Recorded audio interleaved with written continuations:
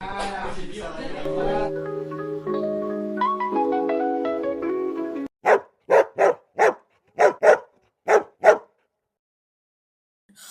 to the Beyond the Leash podcast, the show where we dive into the world of service dogs and beyond the leash, unleashing the truth, breaking down barriers, and sharing incredible stories behind the harnesses. I am your host, service dog educator.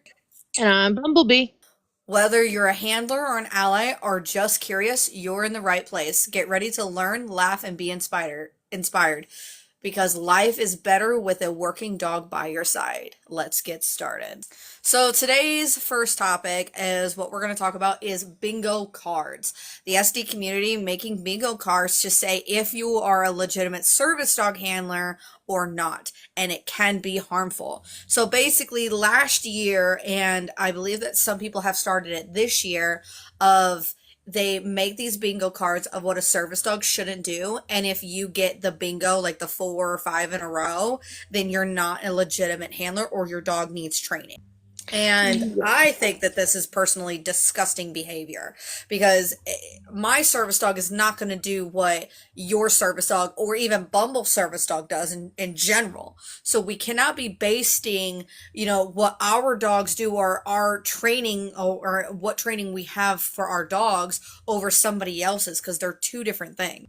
And it's not only just the dogs not doing whatever, it's also the handlers, because from what I saw on the bingo card, unfortunately, it was also handler behavior as well.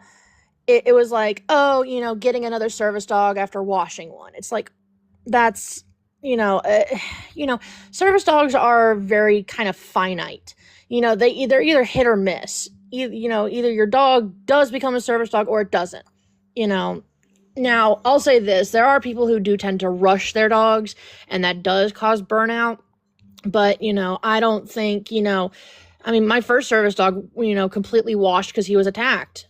Does that make me a bad handler? No, it's a complete freak accident that happens. I'm lucky that I have, found a secondary dog to do the job that my first dog could no longer do, but it's I find it mildly childish that, the service dog community is that level of toxic. This kind of plays into what our first episode was the toxicity of the service dog community in general.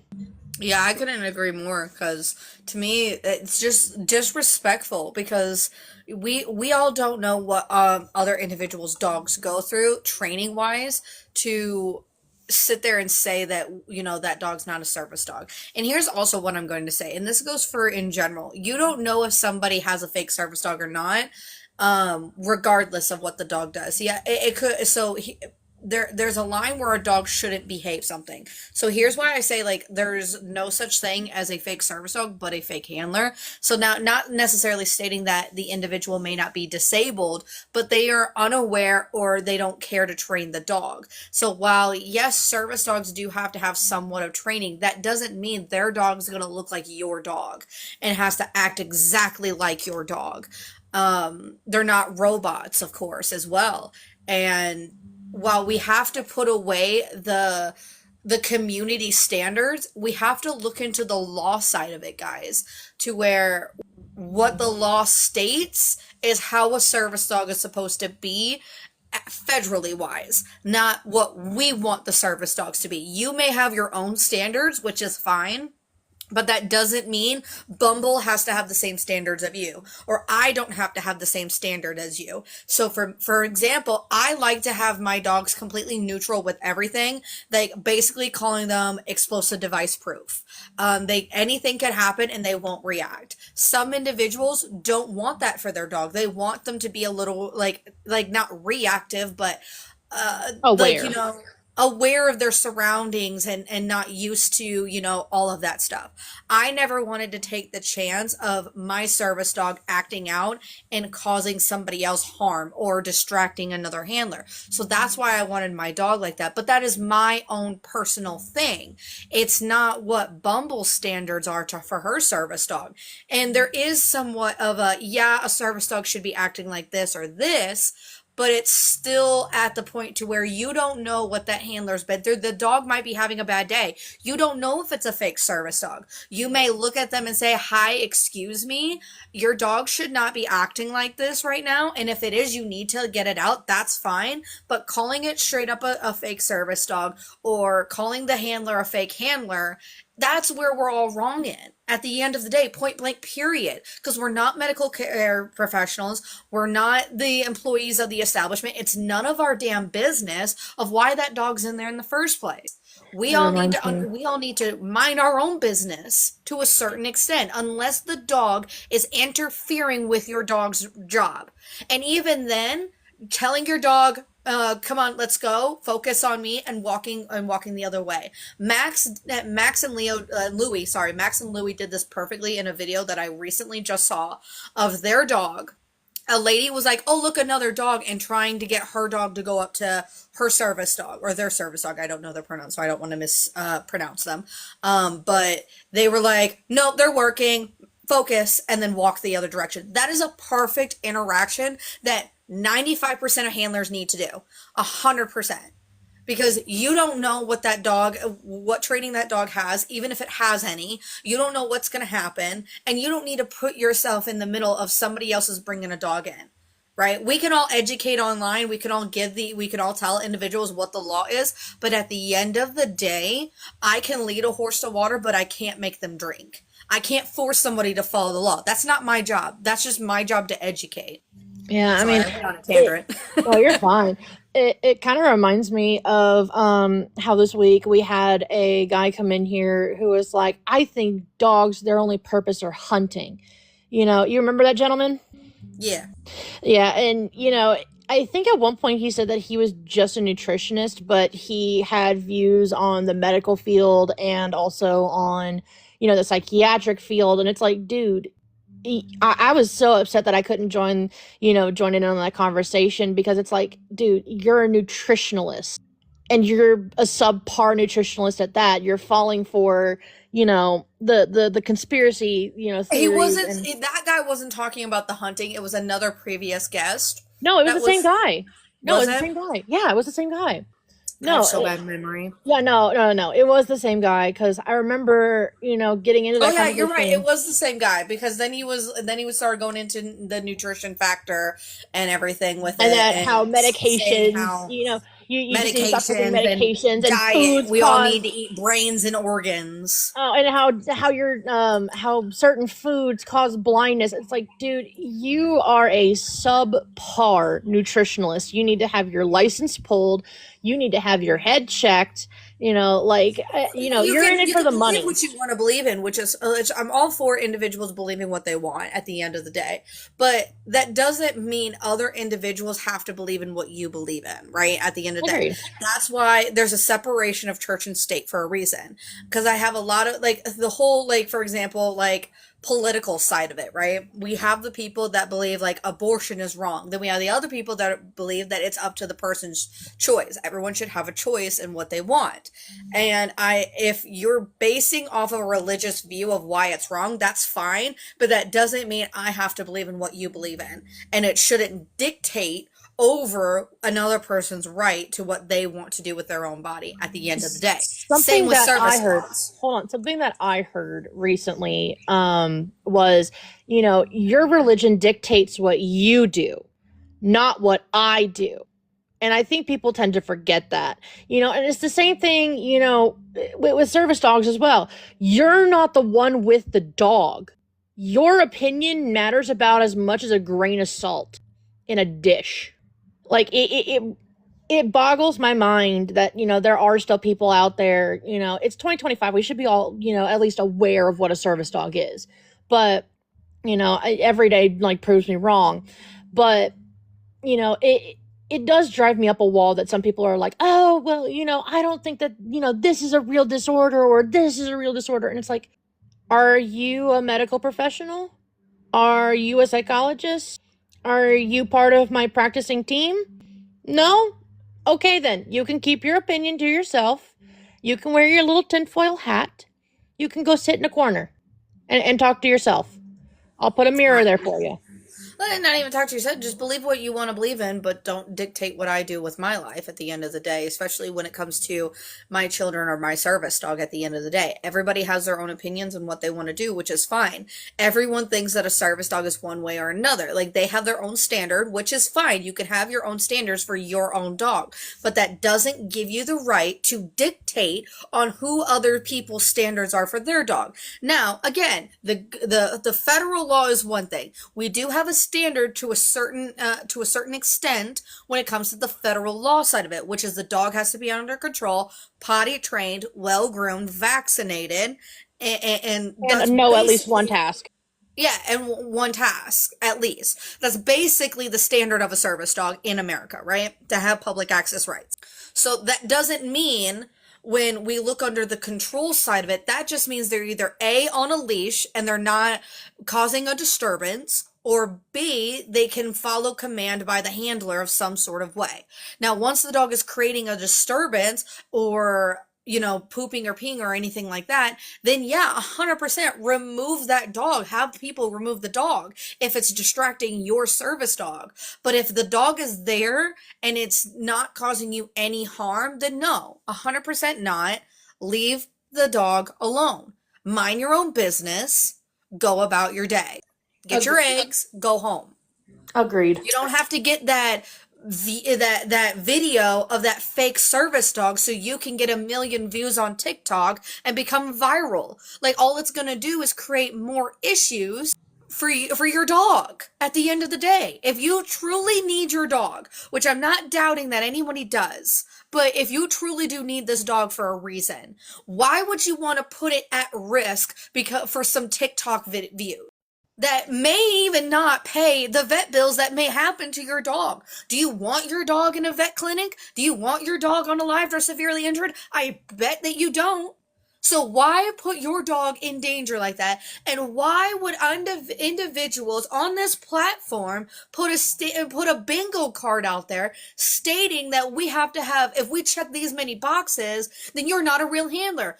Who gives you the right to do that? It's unfortunately the ego complex. It has to delve into the psychology of some people. It's the pack mentality. I mean, you and I, we're going to be completely honest. We did engage in that for a time. We have since atoned for that. We have since apologized and, talked to people and, done what we can. But well, I don't think I've ever been like that where I was no, but we did engage in some we engaged in a little bit of drama, yes. Yes, but we never went to that we engaged in a little bit of drama and had, at the beginning, like when I started to get a little bit more views on here, I did engage with drama on here. But that's completely different from what this is. From making a whole bingo card for handlers to see if they check any of those boxes to see if they're a legitimate handler or not, or other people critique them. We're not on a pageant. You're not on Dancing with the Stars. You're not on a judgment place to where you're getting judged for everything that you do. While yes, you are on a platform and you do make videos if you do about your dog, but that doesn't, and people can say what they want. That doesn't mean we get the right to dictate on how other people use their dogs, though. I 100% agree.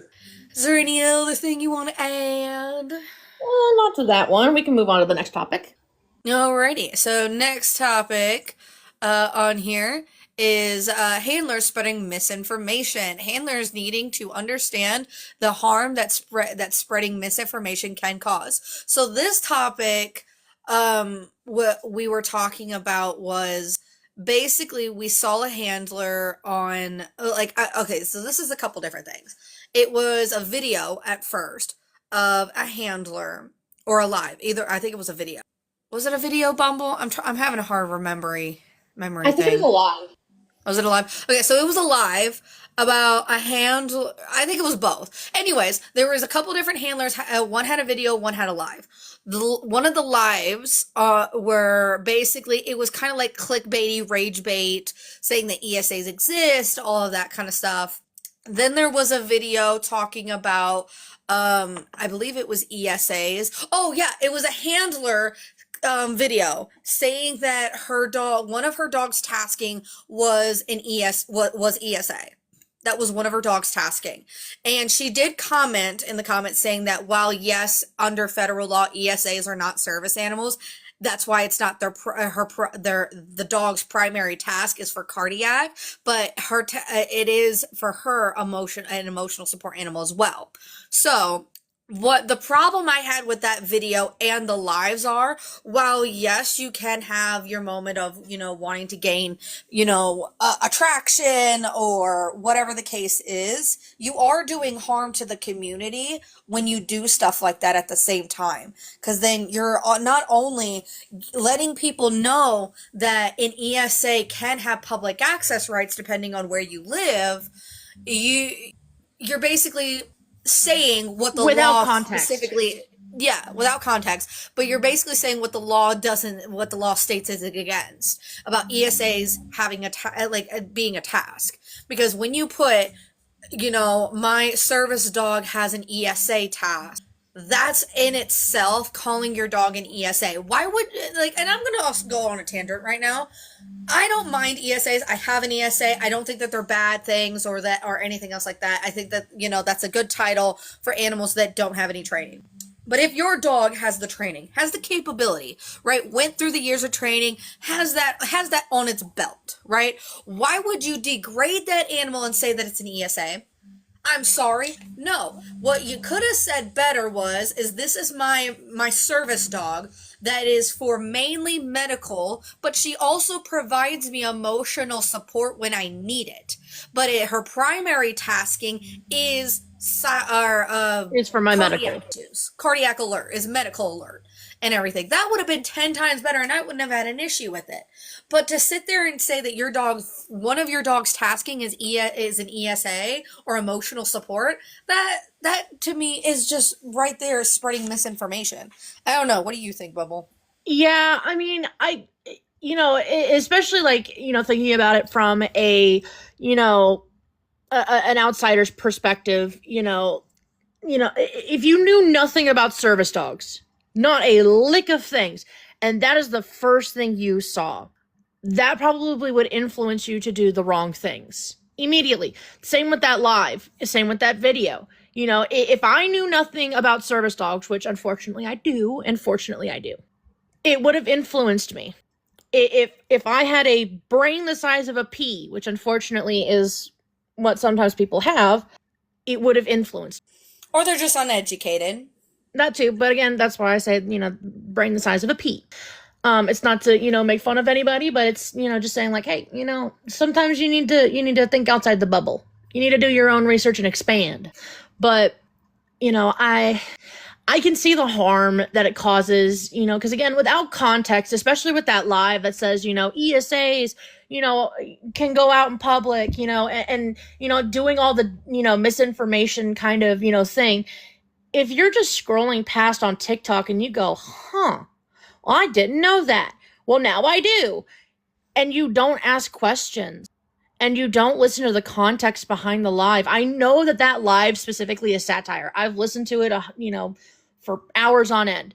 But for the average Joe that goes in there and doesn't ask questions and doesn't stay for more than maybe 5 minutes, or even less than that, because sometimes, they're just rambling on about something that happened during their day. It can be misleading. Not to mention as well, they did have an individual that is known in the community to falsify a service animal and take a reactive dog out. And yeah. I even brought it to their attention and they still allow that person on their platform. I am not the type of person, everybody knows this. I don't care who you bring onto your live. It's your live, you do what you want. But if individuals bring to your attention that the person that you have on your live is not an actual handler and everything, and that they cause harm in the community, that to me, that's a red flag right there as it is. And again, that goes into the toxicity of it. It does. It goes into the forum of well, that's my friend. It's well, that's great that that's your friend, but their presence alone causes harm. Not alone with the funny thing is I messaged them directly. I privately DM them and I was like, hey, I don't know if you know this, but the individual that you have in their life, and I said that their name, I'm not going to say it on here, but I told them their name. I said it is been blacklisted multiple times and is known for falsifying a service animal and to work their service animal in protection, or quote unquote protection. Um, and that to me was like the big like first sign right there. And especially with somebody that, doesn't insert themselves into drama, tries to stay away from it, blah blah blah, all that, right? You would kind of listen up. Yeah, and I mean, you and I, we've been on this platform for a really long time. We've seen the rise and fall of, several individuals, and even pillars of the service dog community. And, it's just, we've seen a lot of stuff. We've seen a lot of people. We've had people in our circles that we no longer trust and we no longer listen to or talk to, and if somebody brought up to me that, hey, one of the people in my circle is actually not a real handler and is actually very harmful to, the service dog community, this is just gonna be personal. I would not be associating with that person. I wouldn't, because again, I don't want to be part of the pillar, and I know I'm not you and I are not massive players in the pillar community, but Right. We're still seen as, people who have a platform. We talk about these on a regular basis. We host, lives just about every single day, give or take a few. But it's just, it behooves us to know who is in our circles and who isn't in our circles, because again, if they are nothing but drama, why keep that around you? It's not even about like the drama, like at the end of the day. It's about setting a standard in your life, or even as like handlers. Like I used to be the one to let anybody up at any time, right? When I first started going live and everything else like that, to gain friends, to gain followers, to gain all that. Which I get why people do that, because I did it at first. Now I'm just like one person up at a time. I can't handle the bullshit. Yeah, it's Um, addicting. yeah, and I get all that, right? The problem that comes into it is when individuals tell you that this person it's kind of like Bumble, and correct me if I'm wrong, but it's kind of like you coming to me and saying Sable Warriors is a bad person, and I have all this, and like they've been blacklisted, they have multiple videos, and me going, okay, yeah, I didn't know that. Thanks for letting me know, and then still allowing them to come up and still being friends with them. Yeah, it's ignoring all the harm that they cause. Yeah. And that's one of the big reasons why, guys, like misinformation is a big thing. And having individuals on your lives that cause more harm is going to cause more misinformation to be spread. Not only that, but whenever those people listen to the misinformation and then apply it to their own dogs. Exactly. Because this person has not only, like, Been told multiple times that her dog cannot do personal protection as a service dog. there's been a lot of other issues involving that person when it comes to their dog attacking children, their dog, like a lot has gone off about this person, Oh yeah. and them being a child themselves. I've heard a Yeah, lot of I different can't confirm that information. one. But What? there's no confirmation on that one, but it's very suspicious. Right.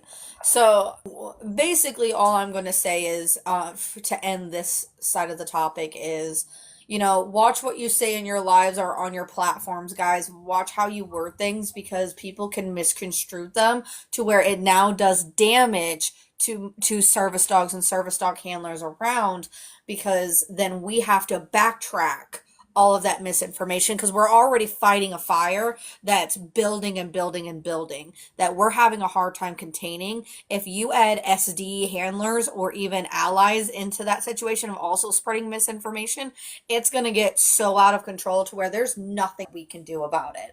And even Eventually, at the how government will hard we get try. tired of us. Yeah, They'll do what and, the teacher does. They'll just take it away. Bye bye. exactly. And that's going to be an issue for us.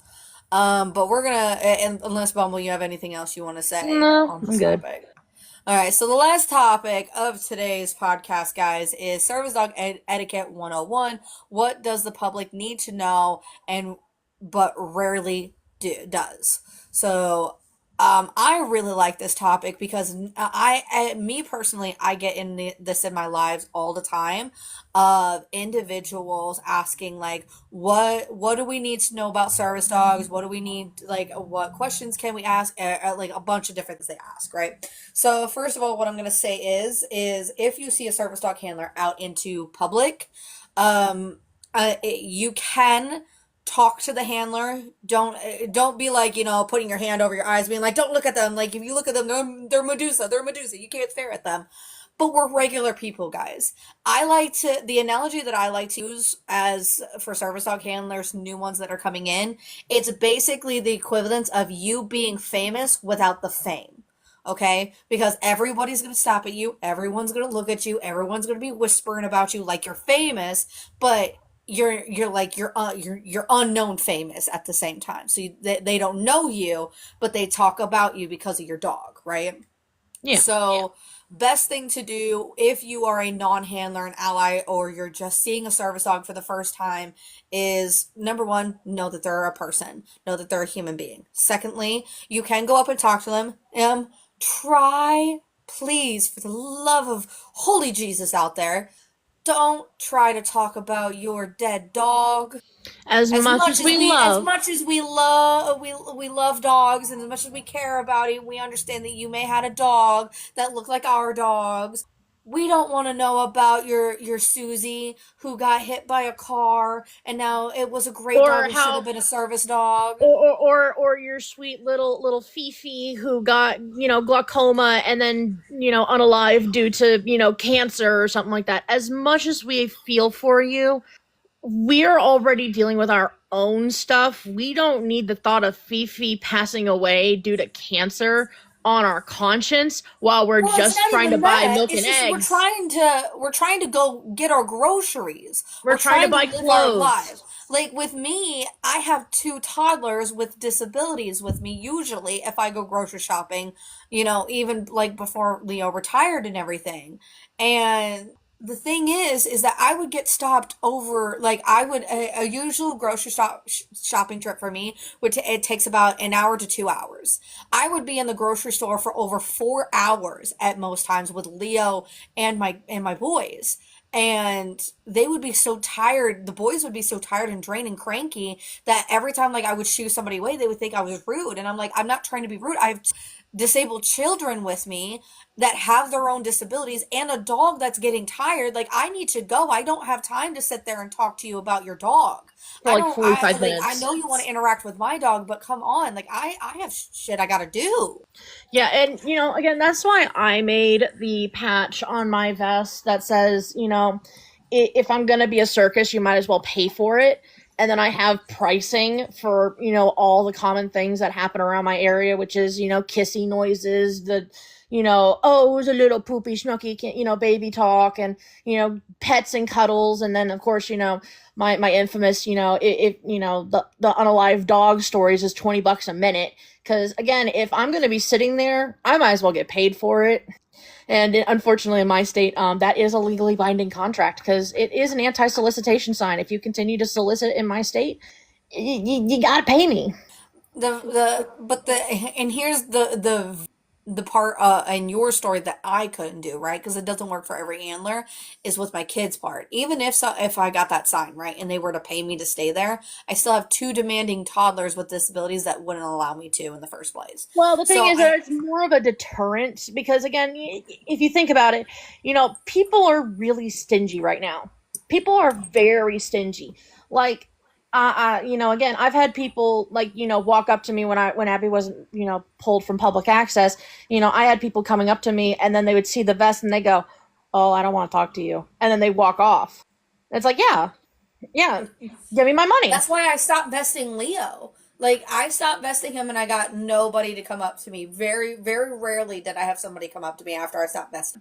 And I had to do that because Well, it that's was because you getting got too scary dog ridiculous. privilege. I got I do pretty have dog scary dog privilege. privilege. I have pretty dog privilege.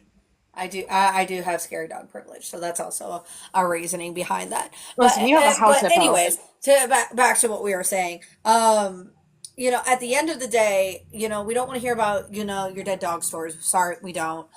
We understand that you may have had a dog that looks similar to us that passed, and we feel bad for you. And, we hope that seeing our dog reminds you of them a little bit in some sort of way and kind of healed you, maybe. But we don't want to hear about it because we don't know you. We don't know the dog. We don't like, and this is not to come out as heartless, but we don't care about the dog because we don't know the dog, right?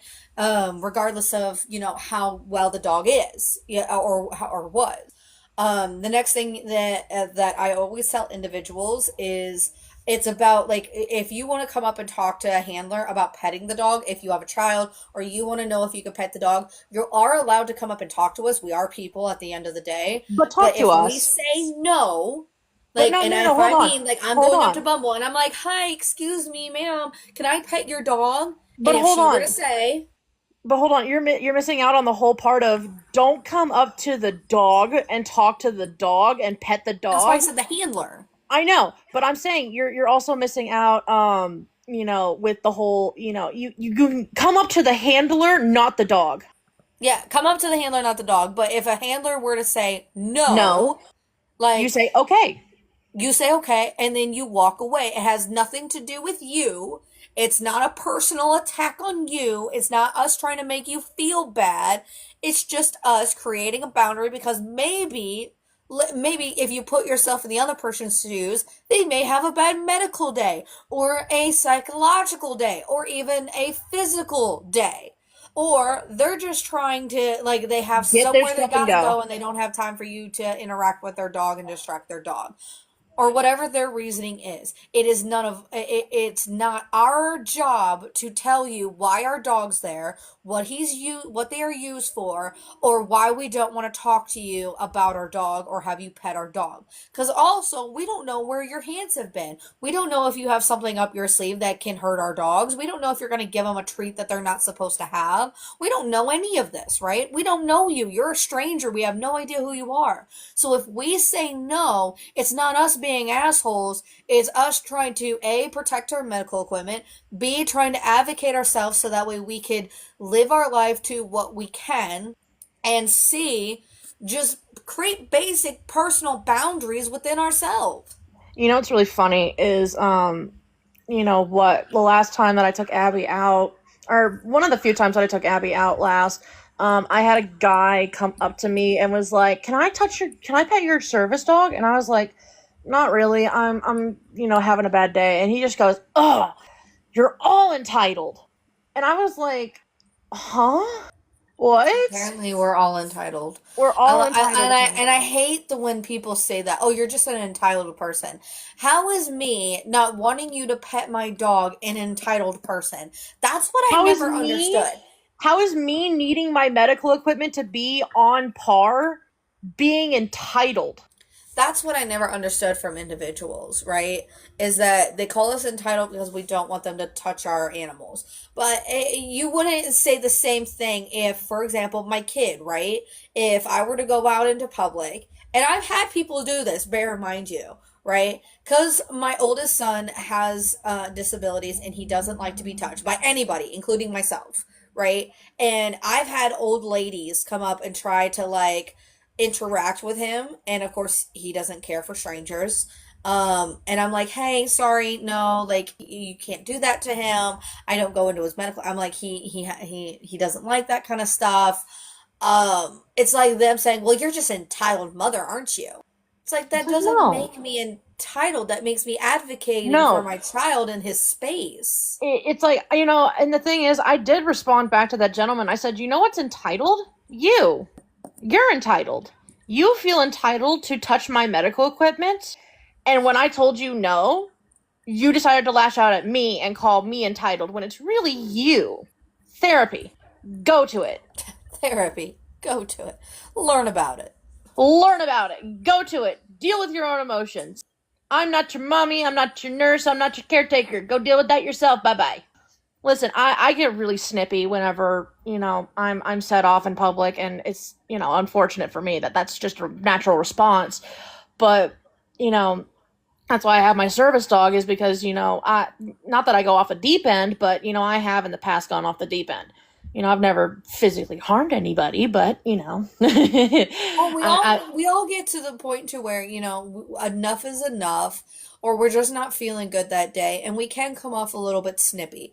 Because ever since I started these lives, everyone's and like when I started like the debates and all that stuff, people are like, "Oh man, like your tone's like really bad. You should change your tone." I'm sorry, but this is just that's who I am. yeah, Like, if you sorry, don't but like if the the way that I facts talk, like, you don't have to listen to me. I have a here's the lot of thing. individuals that enjoy the way that I speak and that know that I'm very well educated on these topics and that know how, and they know that I could contribute something good into other people's lives. If you don't like it, just swipe up. There's a door. Leave. it You it's don't not have to be even here. that. It's not even that. It's if you don't like the facts that we are saying in the tone that we are saying it, that is a you problem. These are the Yeah. facts. We are saying it as facts. It's very flat, it's very black and white. The law is very black and white. Very rarely are there gray areas in the law. Unfortunately, with a lot of people, they think, oh, well, but gray area, gray area. It's like, no, the laws have been written out. The laws are there. You just don't want to hear it. And as I keep saying to a lot of people, I don't sugarcoat for anybody. I don't care if you're my mom, my dad, my brother, my sister, my 98-year-old grandmother who's a nun. I do not sugarcoat my feelings for anything because I think fact over feeling. I go fact over fifis in the tum tum. If you don't like the facts, then you're really not going to like my feelings for it. Because Yeah. again, my I'm a very flat and monotone and to the point person.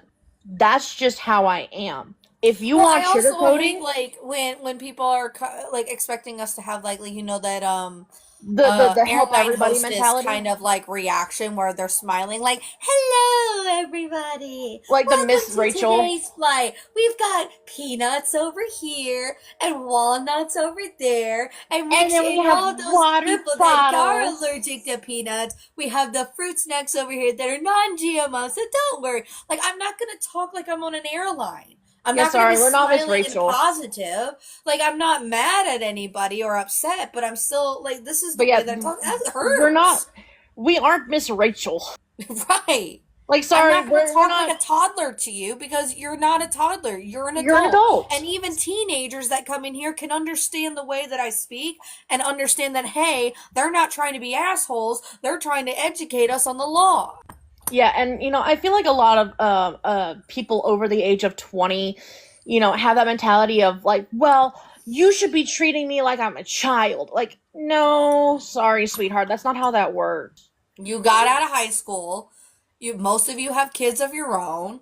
You don't get to be treated like a child. And even if you don't have kids and you're over the age of 18 and you graduated high school, sorry, you still don't get to be treated like a child.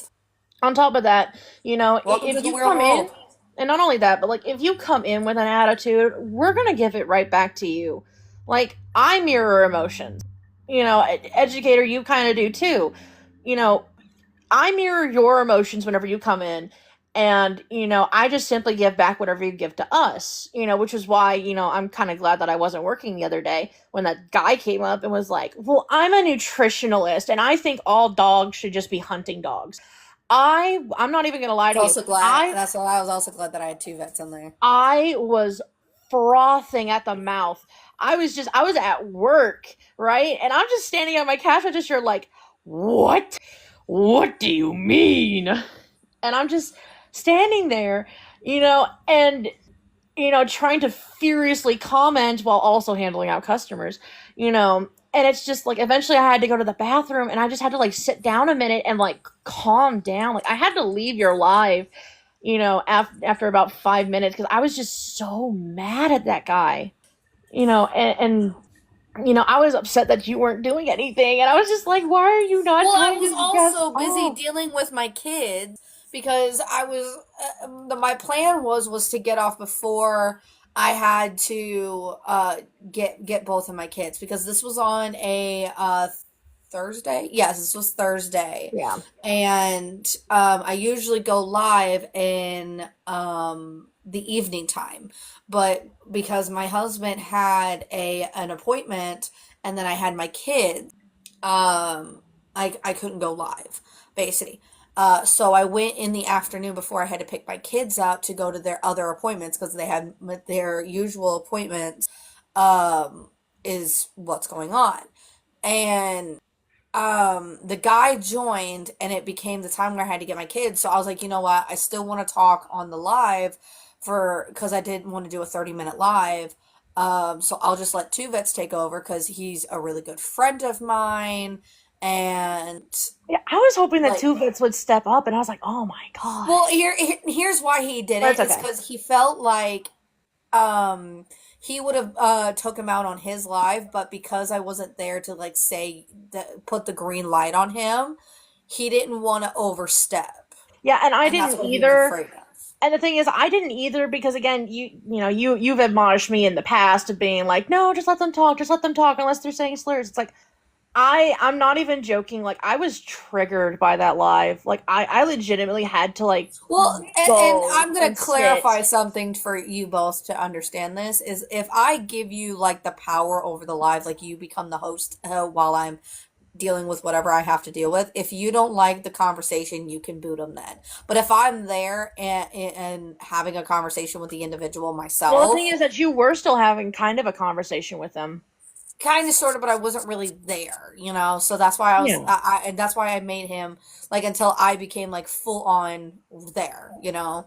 Once Yeah. I mute myself, that means I'm not a part of the conversation for Yeah. some I mean, I just one reason or another. yeah, and that's fair, but like yeah, I just like I physically had to leave because the one comment that got to me was that, you just need to get over it.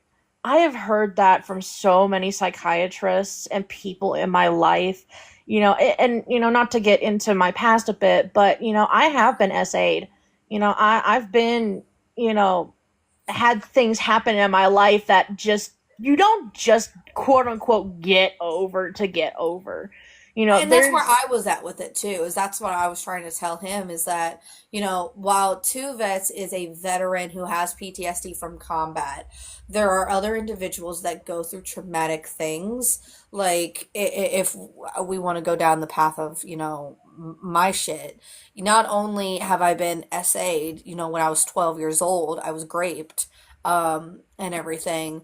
I've lived in a domestic violence relationship before, and that in itself is traumatic as it is, to where you have the flashbacks, you have the memory of it, you're scared, you're all this and that, and I do have PTSD from it, and it's very hard to just get over deal with something like that. those.